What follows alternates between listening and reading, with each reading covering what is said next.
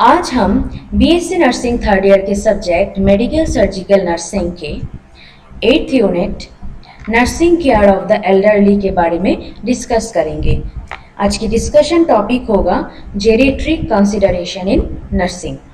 So table of content or objectives of our topic will be: what is the meaning of geriatrics in slide number 6, next define aging in slide number 8, next list out the causes of aging in slide number 11, purposes of geriatric nursing in slide number 13, next explain the age related changes in slide number 40, next list out the health promotion strategies in slide number 55.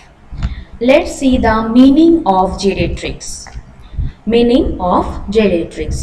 The term geriatrics is composed of two Greek words. First is geron, second one is iatrus. Geron means old man or old person. Iatrus means healer. And this geriatric study is basically dealing with the old age person, or that include the physiological, pathological changes in old age, psychological changes in old age, how to diagnose these conditions, how to manage the disorders and disease. So geriatric is dealing with all the problem linked to old age, or it is the study of old age. Now definition of geriatric or definition of aging.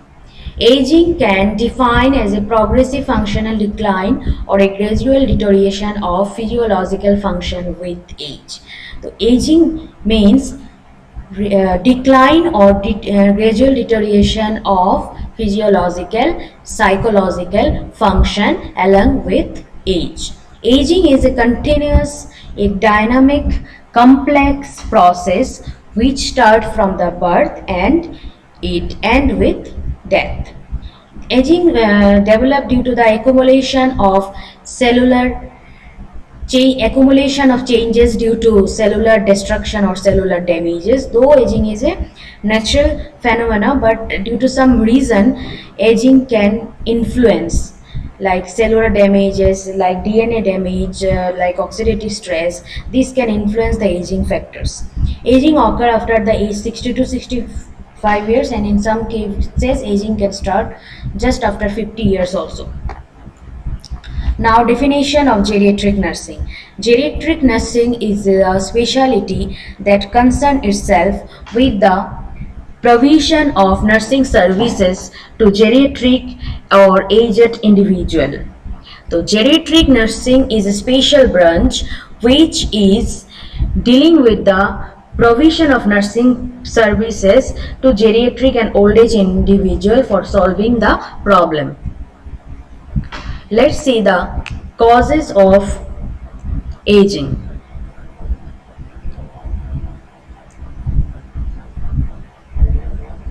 Though aging is a normal phenomenon, but there is certain causes which influence or the aging, और इस causes की वजह से कभी कभी ageing process जल्दी शुरू हो जाती है। तो और देखते हैं इसके क्या क्या कॉजेस हो सकते हैं। First is DNA damage.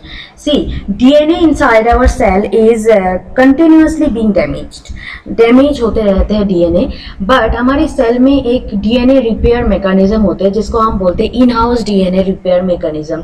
जब हम ओल्ड एज होते हैं और एज हो जाते हैं तो this mechanism become less effective as we age, so DNA damage accumulate हो जाते हैं हमारे older tissue में. So first cause is DNA damage. Second one is mitochondrial DNA mutation. Mitochondrial DNA mutation, or you can say mitochondrial DNA changes. As you know, the mitochondrial are organelles which is known as powerhouse of our cell. For the cell to survive. When mitochondria do not work properly, the cell ages more quickly. Mitochondria are less effective in older cell, then they make less ATP. जब mitochondria old age में less effective हो जाते हैं, ATP भी less production होते हैं, तो हमारे सेल survive नहीं कर सकते, हमारे सेल अच्छे से work नहीं कर सकते हैं, सेल में aging जल्दी से जल्दी हो जाते हैं. Next, defective protein handling. Defective protein handling means protein continuously recycled होते हैं, ओल्ड डैमेज प्रोटीन रिमूव हो जाते हैं, न्यू प्रोटीन का क्या होता है प्रोडक्शन होते हैं। बट हम जब एजेड होते हैं तो इसमें ओल्ड प्रोटीन इकट्ठा हो जाते हैं, न्यू प्रोटीन का कोई प्रोडक्शन नहीं हो पाते। So this is known as defective protein handling. Now telomere shortening, next cause. What is telomere? Telomere एक केमिकल कंपाउंड होते हैं which basically found at the end of the chromosome. Every time the cell divides, some of the telomere are lost. So older cell which have divided many times than younger cell, for this reason their shorter telomere may be found. In our body one enzyme is there which is known as telomerase enzyme. This telomerase enzyme actually repair the telomere, but in the case of aging this enzyme used to reduce, which leads to shortening of telomere and indirectly aging process शुरू हो जाती है। Next, stem cell exhaustion. What is stem cell? Stem cell एक hematopoietic cell होते हैं which is immature cell that is divided into generate adult cell. But so stem cell are important in the developing the tissues or regenerating tissues, but old age case में stem cell का number decline हो जाते हैं। तो this is the cause of ageing. Next is oxidative stress. What is oxidative stress? Oxidative stress is nothing but imbalance between the production of free radicals and the ability of the body to counter attack. हमारे जो free radicals होते हैं इसका production and हमारे body इसके against में कैसे counter attack करते हैं, इसके बीच में जो imbalance होते हैं इसको हम बोलते हैं oxidative stress. This free radical actually also known as reactive oxygen molecules.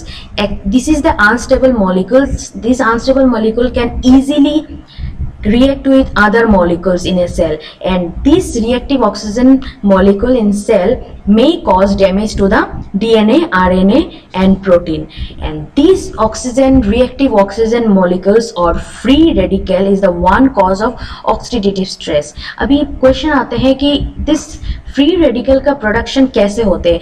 Free radical actually एक इफेक्ट होते हैं हमारे नॉर्मल बॉडी प्रोसेस के, जैसे कि मेटाबॉलिज्म के बाद भी फ्री रेडिकल प्रोड्यूस होते हैं, या कैंसर ड्रग्स, केमोथेरेपी के इफेक्ट की वजह से भी फ्री रेडिकल का प्रोडक्शन हो सकते हैं। स्मोकिंग, टोबैको, आजकल हम इतना जंक फूड लेते हैं, जंक फूड और फास्ट फूड, इससे भी फ्री रेडिकल और रिएक्टिव ऑक्सीजन मॉलिक्यूल्स प्रेजेंट होते हैं। अगर हमारी बॉडी ऑक्सीडेंट की प्रोडक्शन नहीं कर पाते हैं अच्छे से, एंड एंटीऑक्सीडेंट ही फ्री रेडिकल के अगेंस्ट में काम करते हैं, तो less of antioxidant leads to increase amount of free radical, and इसी फ्री रेडिकल की वजह से डीएनए डैमेज हो जाते हैं एंड जो एजिंग होते हैं। First is cause DNA damage, second mitochondrial DNA changes, third defective protein handling, fourth telomere shortening, next stem cell exhaustion, next one is oxidative stress. Let's discuss the purposes of geriatric nursing. Geriatric nursing की क्या क्या purposes हो सकते हैं? क्या क्या purpose है? First है support the maximum level of independence. तो जेरिएट्रिक नर्सिंग से हम एल्डर पर्सन को एजुकेट कर देते हैं, इनको मोटिवेट कर देते हैं, इनका कॉन्फिडेंस लेवल बढ़ा देते हैं और इनको इंडिपेंडेंट बना देते हैं। Next, quality of life improve करते हैं, make the person life less restrictive, इनको इतना साइकोलॉजिकल सपोर्ट देते हैं, इनको सिखा देते हैं कैसे डील करना है प्रॉब्लम के साथ, कैसे आप इंडिपेंडेंटली भी जी सकते हैं, इनको ऑक्यूपेशन में कभी कभी इन्वॉल्व कर देते हैं, तो इनका पर्सनल लाइफ को लेस रेस्ट्रिक्टिव बनाते हैं। Next, provide peaceful death, peaceful death provide करते हैं। कैसे पीसफुल डेथ प्रोवाइड करते हैं? क्योंकि geriatric link with the palliative care, हम पेलिएटिव केयर से पर्सन को क्या करते हैं? पीसफुल डेथ प्रोवाइड कर सकते हैं। Practice question. First practice question. Based on the previous slides, I prepared one practice question. Let's see this question. Which one is the causative factor of aging? First option is production of new cell decreases. Next, respiratory muscle become weaker. Next, blood flow to brain decreases. Next, oxidative stress. So A B C option जो है, this is the changes due to aging. But D option जो है वो ही एक one and only cause होते हैं जो ageing create करते हैं, oxidative stress. What is oxidative stress? This is the imbalance between the free radicals and antioxidant of the body. This free radical is come out from junk food से आते हैं, chemotherapy drug से आते हैं, cigarette smoking से आते हैं, tobacco से आते हैं. तो and this free radical is not at all good for our health and वो क्या करते हैं, हमारे डैमेज कर देते हैं डीएनए को. This is known as oxidative stress. Let's see the changes related to old age. Old age में क्या क्या changes होते हैं.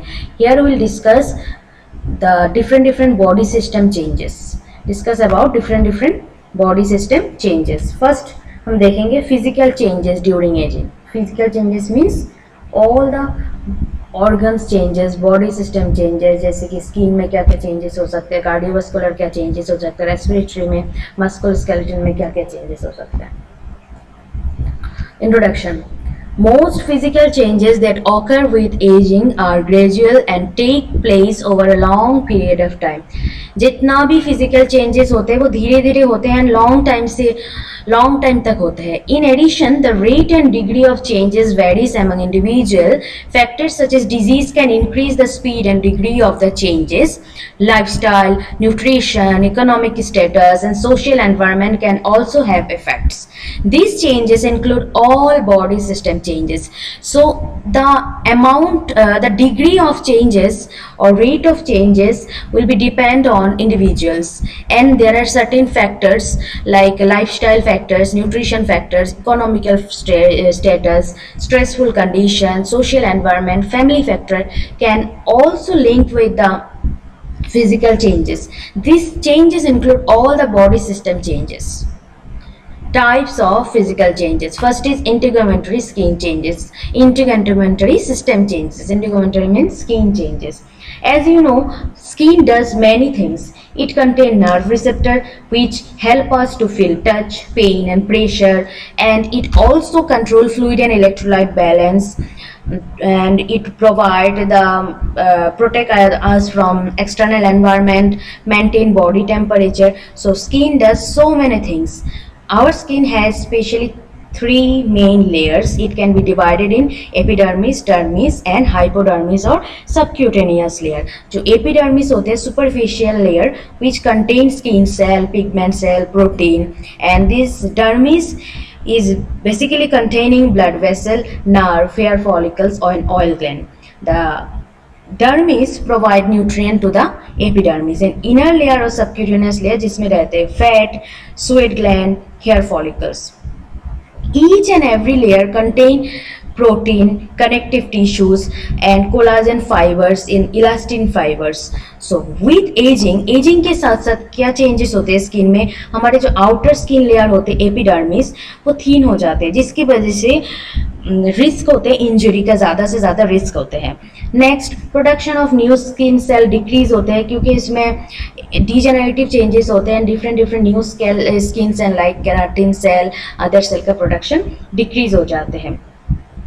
जो पिगमेंट सेल होते हैं और मेलानोसाइट सेल होते हैं वो डिक्रीज होते हैं. एंड एजिंग में स्किन थीन दिखाया जाता है, पेल होते हैं, क्लियर होते हैं. इसमें oil and sweat gland become less active होते हैं जिसकी वजह से स्किन ड्राईनेस हो जाते हैं. स्किन में सर्कुलेशन, ब्लड सर्कुलेशन डिक्रीज हो जाते हैं.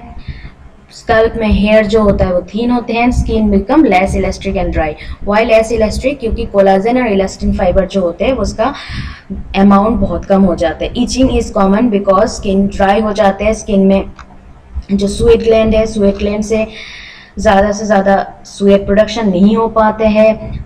जो ऑयल ग्लैंड है, ऑयल ग्लैंड भी फंक्शन डिग्रेड हो जाते हैं which leads to dryness of the skin, and इसी ड्राइनेस की वजह से क्या होते हैं, ईचिंग हो जाते हैं. और भी बहुत सारे चेंजेस होते हैं जस्ट लाइक दैट. जो भी ब्लड वेसल्स होते हैं डर्मिस में, this blood vessels become more fragile and which leads to bleeding under the skin. उसके बाद sebaceous gland produce less oil as we age के साथ साथ सीबेसियस ग्लैंड क्या करते हैं, लेस ऑयल प्रोड्यूस करते हैं. इसकी वजह से भी स्किन ड्राई हो जाते हैं. देन सबक्यूटेनियस फैट जो लेयर होते हैं वो लेयर थिन हो जाते हैं. This increase the risk of skin injury and reduce body's ability to maintain the body temperature. और पेशेंट को ज़्यादा हीट फील होता है. देन स्वेट ग्लैंड क्या करते हैं, लेस स्वेट प्रोड्यूस करते हैं. इसके वजह से कूलिंग मैकेनिज्म स्लो हो जाते हैं. There will be risk of over eating. Next wrinkle होते हैं पेशेंट्स के. रिंकल्स क्यों होते हैं, क्योंकि skin produce less of elastin and collagen.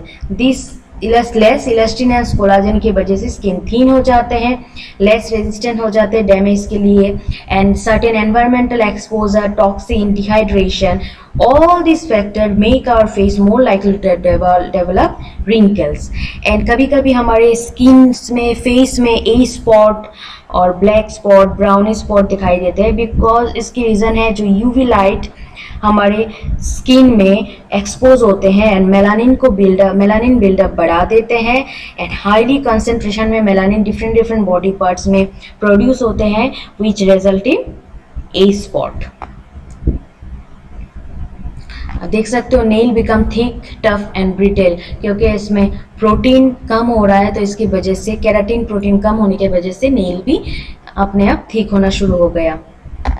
All the factor मैंने आपको एक्सप्लेन कर दिया है अच्छे से. Next cardiovascular system changes. Cardiovascular system में क्या क्या चेंजेस हो सकते हैं. हार्ट एक स्ट्रॉन्ग मसल्स होते हैं जो क्या करते हैं, पंप करते हैं ब्लड का. Heart is two side, one atrium, one ventricle. The right side के क्या करते हैं, पंप करते हैं ब्लड को लंग्स में एंड ऑक्सीजन पिक करते हैं. लेफ्ट साइड क्या करते हैं, रिसीव करते हैं blood with oxygen from the lungs and pump it through arteries through out the body.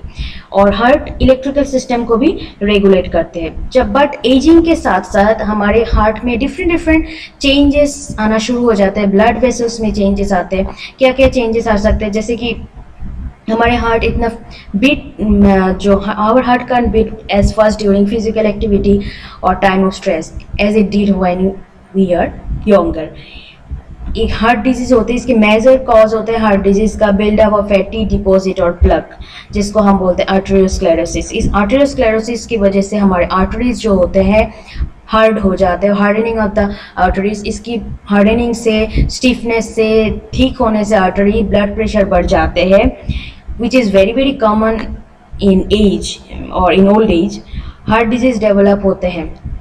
Next जो हार्ट वाल्व होते हैं वो हार्ट वाल्व ठीक हो जाते हैं, चैम्बर थिकन हो जाते हैं and become stiff.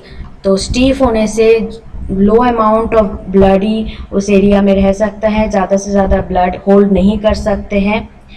Next blood flow कम हो जाता है डिफरेंट ऑर्गन में. पेसमेकर में जो सेल होते हैं वो सेल लॉस होना शुरू हो जाते हैं. Fibrous tissue, scar tissue, fat deposition हो जाते हैं पेसमेकर में. एंड बैरो रिसेप्टर का फंक्शंस डिटोरिएट हो जाते हैं. बैरो रिसेप्टर एक्चुअली क्या करते हैं, जो ब्लड प्रेशर है उसको मॉनिटर करते हैं, एडजस्ट करते हैं ब्लड प्रेशर को हमारे पोजीशन के साथ साथ. सो जब भी हम पोजीशन चेंज करते हैं तो बैरो रिसेप्टर भी इसको मॉनिटर करते हैं, तो which leads to orthostatic hypotension. Next respiratory system changes. Respiratory system changes में क्या क्या चेंज आते हैं, जैसे डिप्सनिया होंगे, ब्रीथिंग डिफिकल्टी होगा, कफिंग होगा, इन्फेक्शन हो सकता है, निमोनिया हो सकता है. उसके पीछे रीज़न है कि डीजेनरेटिव चेंजेस की वजह से respiratory muscles become weaker, rib cage rigid हो जाते हैं, alveoli thin and less elastic हो जाते हैं, जिसकी वजह से गैस एक्सचेंज डिक्रीज हो जाते हैं. ब्रोंकियल्स लॉस, इलास्टिसिटी, लैरिंग्स में चेंज हो जाते हैं, हायर पिच्ड और वीक वॉइस आते हैं. एंड इसके साथ साथ इम्यून कंप्रोमाइजेशन भी दिखाए जाते हैं. Next nervous system changes. Nervous system changes में क्या क्या हमको याद रखना है, जो ब्लड फ्लो जो होते हैं ब्रेन में वो डिक्रीज हो जाते हैं, which leads to damage of the brain cell, जिसके which interfere with the thinking, reasoning, remembering, reacting, everything. Next senses of taste, smell and vision, hearing are diminished.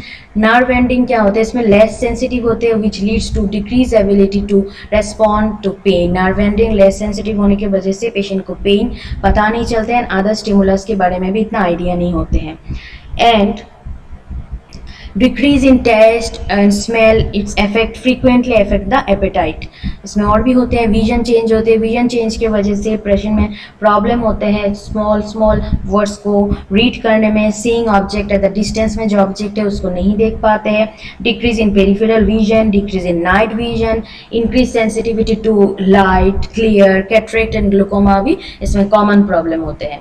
Next, changes in hearing. Hearing में क्या क्या changes आते हैं, जैसे कि hearing loss usually gradual होते हैं, पर्सन इसमें मे स्पीक लाउडर देन यूजुअल, इसको लगता है क्योंकि सुनाई नहीं देते तो वो जोर से बोलने की कोशिश करते हैं। नेक्स्ट, रिपीटेडली वर्ड को पूछा जाता है कि आपने क्या बोला, फिर से दोबारा बताइए। Next, not hear high frequency sound, high frequency sound उनको सुनाई नहीं देते हैं, may not hear well in crowded places, decrease sensation to pain and other stimuli. Now digestive system changes. Digestive system changes में fewer digestive juice and enzymes are produced. Why fewer digestive juice and enzymes? Because of decrease or reduced liver function. In degenerative cases और जब हम aged होते हैं, the volume of blood flow to the liver gradually decreases with aging.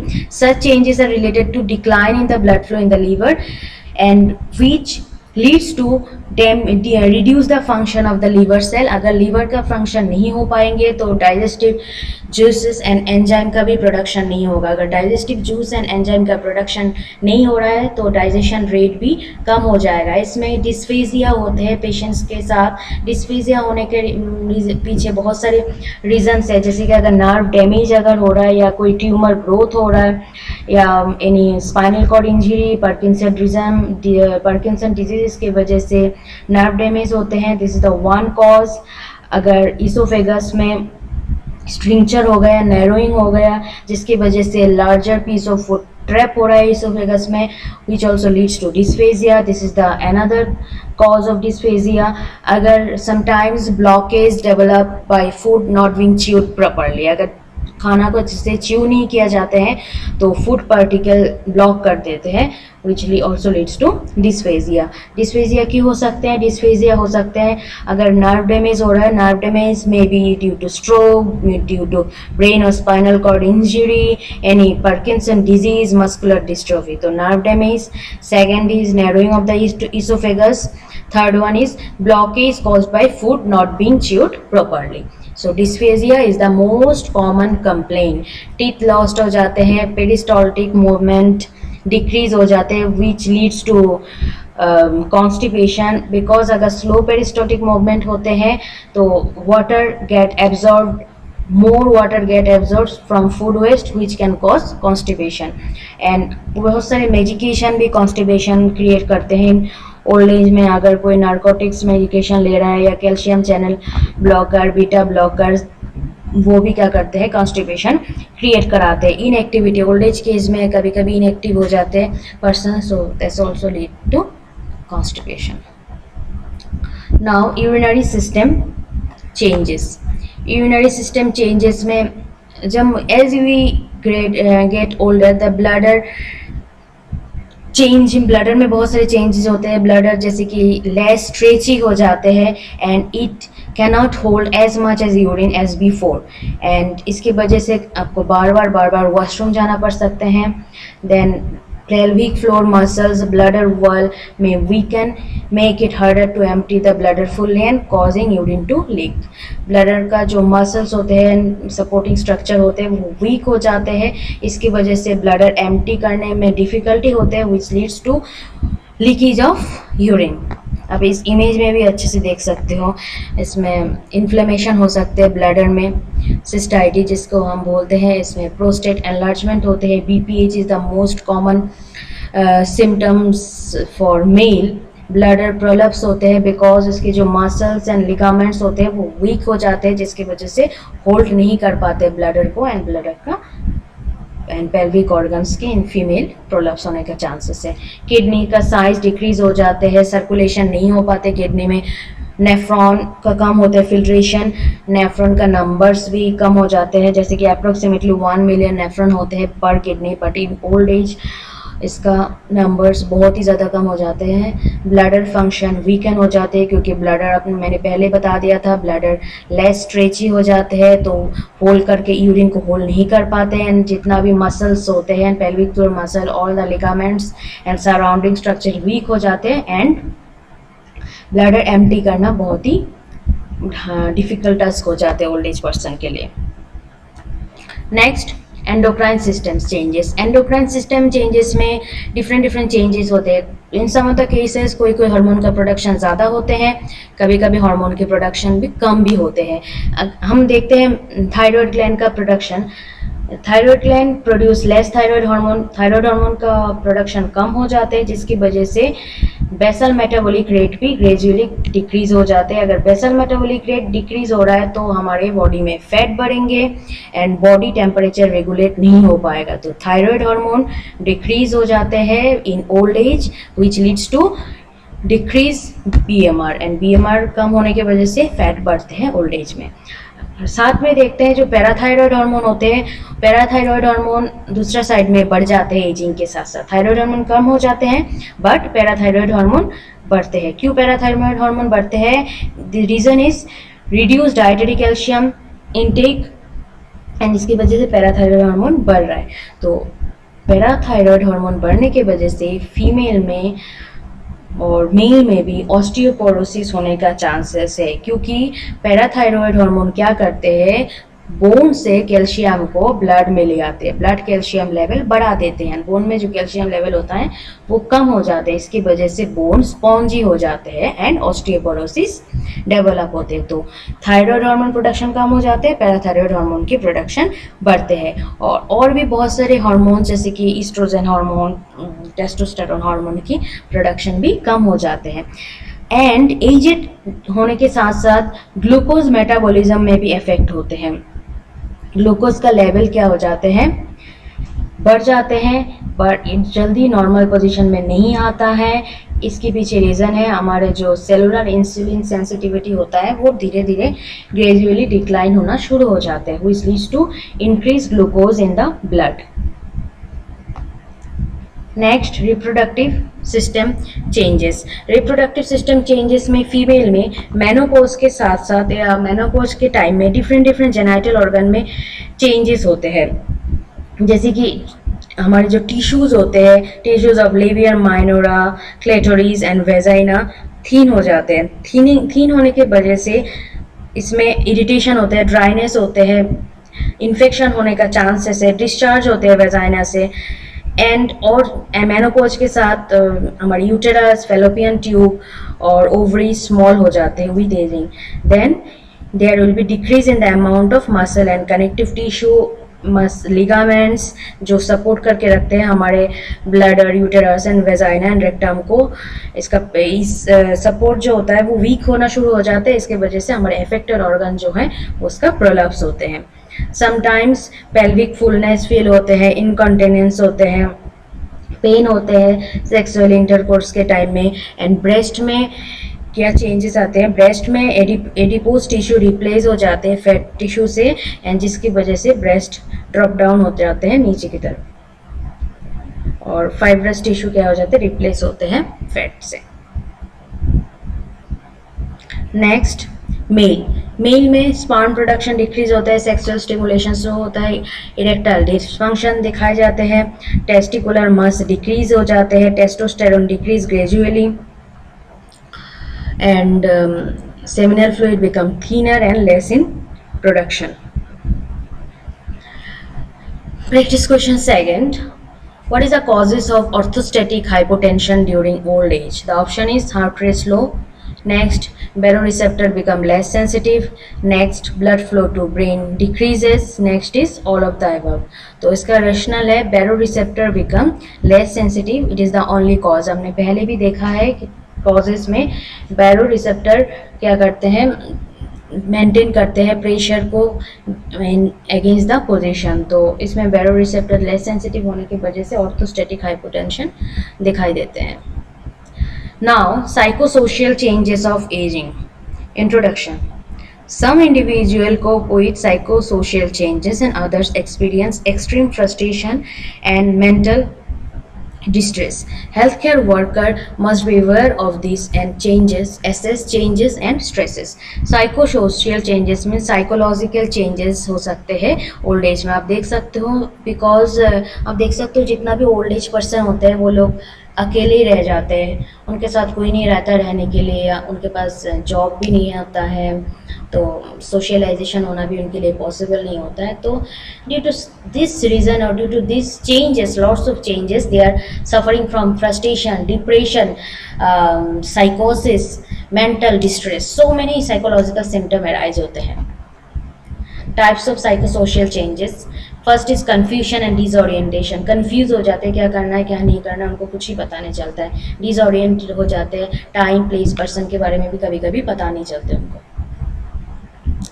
इसमें first is delirium. Delirium is often called as acute confusion state, begin with confusion and progression to disorientation. तो delirium means confusion को भी हम delirium बोलते हैं. This is the acute confusion state. इसमें confusion से शुरू होता है एंड साथ में डिसओरिएंटेशन. डिसओरिएंटेशन मीन्स पेशेंट में not aware about the time place person. उसको ऐसा भी हो सकता है उसके घर का है वो भी उनको पता नहीं है, अभी टाइम क्या है नहीं पता, कहाँ पे रहता है वो भी नहीं पता. Sign: talking incoherently, not knowing their name, not recognizing others, wandering aimlessly, lacking awareness of time or place, displaying hostile and combative behavior, hallucinating, regression in behavior. Next, paying less attention to personal hygiene. Next, inability to respond to simple command or instruction. Okay, signs is talking incoherently. What they will speak आपको कुछ ही समझ में नहीं आएंगे. Not knowing their name, even कभी कभी उनको उनका नाम ही नहीं पता होता है. Not recognize other, they are not able to recognize the relatives, other person. Then lack of awareness, hallucinating, regression behaviour, attention भी कम होते हैं, concentration is very very less. Inability to respond, उसको बार बार बुलाने से, रिपीटेडली बुलाने से तब जाके रेस्पॉन्ड होगा, नहीं तो they are not able to respond in one command और one instruction. Now dementia. Dementia is nothing but loss of memory. It is loss of mental ability characterized by a decrease in the intellectual ability, loss of memory, impaired judgment, personality changes and disorientation. Dementia is nothing but loss of memory, impaired judgment, lack of intellectual ability, disorientation, personality changes. Types: when the symptoms are caused by temporary reason like high fever, dehydration and hypoxia, इसको हम acute dementia बोलेंगे. Chronic dementia means अगर symptoms permanently होते हैं और due to damage in the brain cell, इसको हम बोलेंगे परमानेंट और क्रॉनिक डिमेंशिया. तो डिमेंशिया का भी स्टेजेस होते हैं like early stage, middle stage and late stage. 3 stage होते हैं डिमेंशिया में.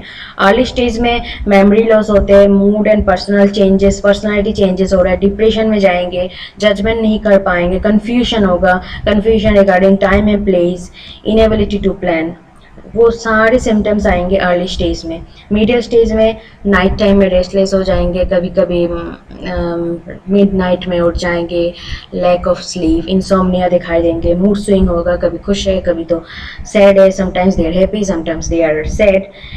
Personal hygiene ignored, weight fluctuation, sometimes weight increase, कभी कभी वेट रिड्यूस हो जाते हैं, पेरानिया होते हैं, डाउट करना शुरू कर देते लोगों को, हेलुसिनेट करना शुरू हो जाता है. Full time supervision is needed in this case.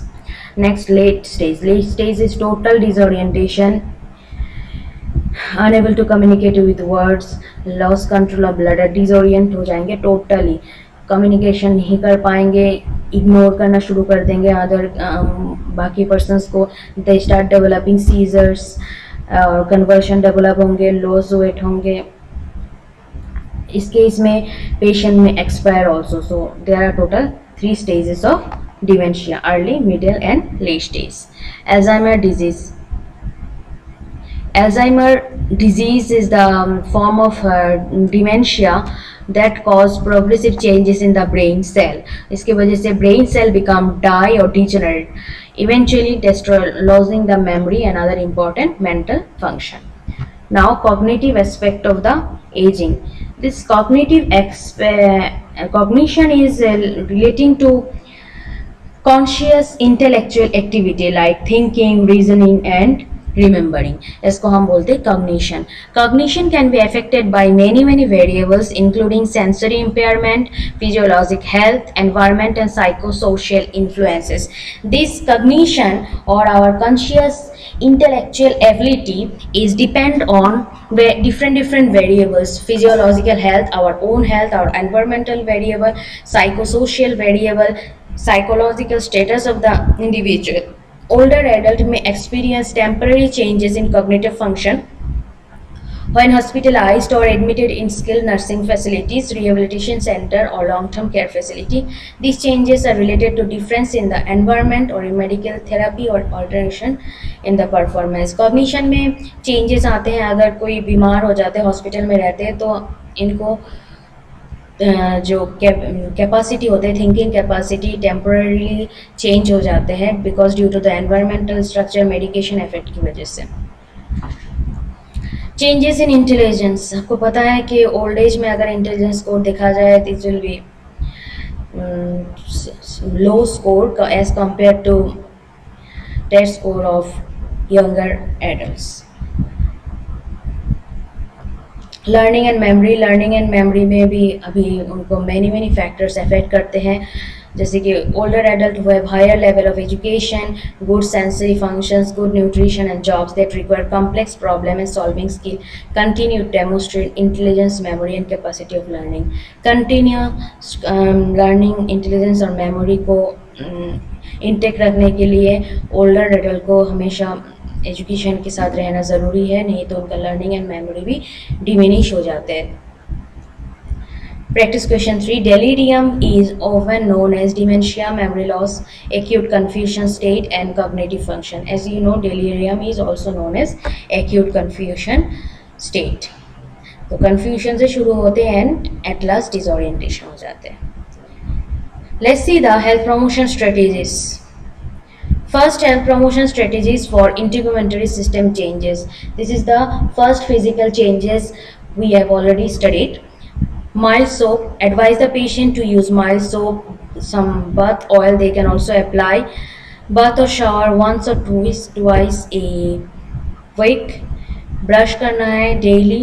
Shampoo use करना है. Next, care for injuries, any sores, any scar marks immediately care करना है. Socks, sweater, blankets, layer of clothing will help alleviate the feeling of coldness. इसमें patient को feel होता है cold because fat tissue layer कम हो जाता है जिसकी वजह से हीट प्रोडक्शन नहीं हो पाते बॉडी में.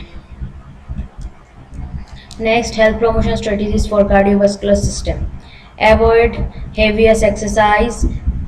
Ask the patient to take some rest. Moderate exercise is beneficial for them.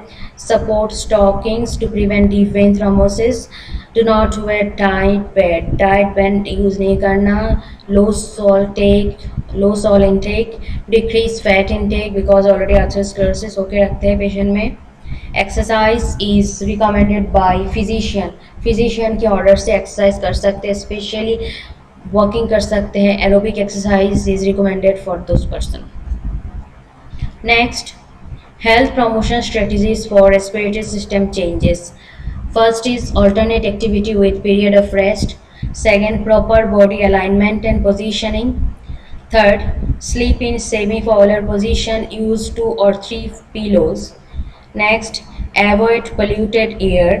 Next, breathe deeply and cough frequently, may need continuous oxygen therapy. And respiratory system changes में अगर promotion के लिए advise or ask the patient to take rest in between activity. Proper body alignment is needed. Semi-polar position should give to the patient or provide semi-polar position to the patient. Avoid polluted area और polluted air because patient में pneumonia होते हैं, immunity compromise होते हैं, तो polluted air को क्या करना है, avoid करना है. Breathing exercise is recommended for this patient. Next, health promotion strategies for nervous system changes. It is important for nurse to teach safety issues, use of sensory stimulation like hear aid, magnified glass, alarm clock, television, radio, etc. Health promotion strategies for digestive system changes. Oral hygiene is needed for the patient. Repair, replace damaged teeth, care of teeth, relax eating atmosphere, high fiber, mainly important high fiber and high protein food because patient में constipation होते हैं and muscle mass भी decrease हो जाते हैं तो for regenerate this high fiber and high protein food is advisable for the patient. Taste improve करना है advise the patient to take food in interval increase fluid intake next health promotion strategies for urinary system changes urinary system changes के लिए क्या क्या health promotion strategies है ask the patient to take fluid before going to bed regular trips to bathroom easy to remove clothing absorbent pad use करना चाहिए urinary system changes के लिए patient को बोलना है पानी पीने के लिए और बाथरूम जाने के लिए रेगुलर से regular they can use the pad also. Health promotion strategies for endocrine system: proper exercise, control the weight, balanced diet, healthy lifestyle, medical treatment, medical referral is needed to maintain the endocrine system. अगर thyroid का problem है thyroid dysfunctions है तो every 3 month में thyroid checkup is mandatory और daily glucose CBG check करना चाहिए patients को next health promotion strategies for reproductive system changes understand physical and psychological sexual needs of the elderly allow married couple to be in the same room and give privacy to consenting elderly health promotion strategies for delirium patient जो भी delirium patient होते हैं और confusion में रहते हैं इन patient के लिए सेफ एंड सिक्योर एनवायरनमेंट देना है सेम रूटीन हमेशा फॉलो करना है otherwise they will be more and more confuse जो भी एक्टिविटी होता है उसको simple slow activity for short period of time long period of time के लिए एक्टिविटी को बाउंड नहीं करना है बिकॉज अगर लॉन्ग पीरियड ऑफ टाइम के लिए एक्टिविटी बाउंड करेंगे तो पेशेंट में पेशेंस नहीं रहेंगे और बहुत इरिटेट हो जाएंगे कंफ्यूज हो जाएंगे loud noise crowded room is not at all for those patient promote awareness of person time and place by providing reality orientation करवा के टाइम प्लेस पर्सन को प्रमोट करा सकते हैं and nurses can also show them previous old pictures of families old pictures show कर सकते हैं so that they can easily remember them और कंफ्यूज ना हो पर्सनस के साथ में health promotion strategies for dementia patient और डिमेंशिया मीन्स मेमोरी लॉस जिनमें होते हैं एड्रेस पर्सन बाय नेम जितना पॉसिबल है पर्सन को नाम से रिकॉग्नाइज करना है state name correctly elderly if you call by the wrong name correct elderly if called by you by the wrong name तो wrong name से अगर आप लोग को बुलाते हैं तो आपको इसको करेक्ट करना है next make reference to day time and place के लिए रेफरेंस देना है आपको कैलेंडर रखना है या आप कोई इमेज रख सकते हो कि मंडे की इमेज के लिए हमें वो पर्टिकुलर ऑब्जेक्ट को फॉलो करेंगे ट्यूसडे के लिए पर्टिकुलर ऑब्जेक्ट को फॉलो करेंगे use clocks calendar different clock calendar use करेंगे for make the person remember about date, time and place. Keep individual orient to day-night cycle. Speak slowly, clearly. Ask clear and simple question. Complicated question नहीं पूछना है क्योंकि patient को समझ ही नहीं आएंगे. Never rush or hurry the individual and repeat instruction patiently. Instruction को 2-3 बार repeat करना है क्योंकि इन patient में memory loss हो जाते हैं. They are not able to understand what you are talking about. Next, encourage conversation about familiar things and current events. Encourage use of televisions. Be sure individually use sensory aids. Keep familiar object in view. Avoid moving furniture. Do not agree with incorrect statement. Do not hesitate to touch, communicate with person. Avoid argument. Encourage independence and self-help whenever possible. Encourage use of television, radio without overstimulating them because they will divert their mind. Be sure individual use sensory aids. Sensory aid का use ज़रूरी है, mandatory है, क्योंकि in old age patient suffer from hearing problem. Keep familiar object in view, avoid moving furniture and belongings. Familiar objective रखना है, कोई भी furniture को बार बार चेंज नहीं करना है. Do not agree with incorrect statement, argument में नहीं जाना है. पेशेंट को कम्युनिकेशन करने में कभी भी हेजिटेट नहीं होना. We can provide therapeutic touch to the patient. Do not hesitate about it. Encourage independence of the patient. Health promotion strategies for cognitive dysfunction. Cognitive dysfunction के लिए हमें क्या करना चाहिए? Learning process. We have to encourage the patient for learning using visual, auditory, other sensory devices. Provide glare-free lighting to the patient. Quiet environment आपको provide करना है. Short term goal set करना है so that इसी short term goal में आपकी जो patients है वो कंप्लीट कर सकते, वर्क कंप्लीट कर सकते, गोल कंप्लीट कर सकते हैं. Keeping teaching period short. Encourage verbal participation by learner के साथ communication, verbal communication we have to always maintain. तो आज हमने डिस्कस किया है जेनेट्री कंसिडरेशन इन नर्सिंग के बारे में. अगर आपको इसको समझने में कोई दिक्कत है तो आप डिस्क्रिप्शन बॉक्स में ज़रूर बता सकते हैं. हमें पूरी उम्मीद है कि आपको हमारी वीडियो पसंद आया है. तो पसंद आता है तो इसे लाइक करें, शेयर करें, सब्सक्राइब करें. Thank you.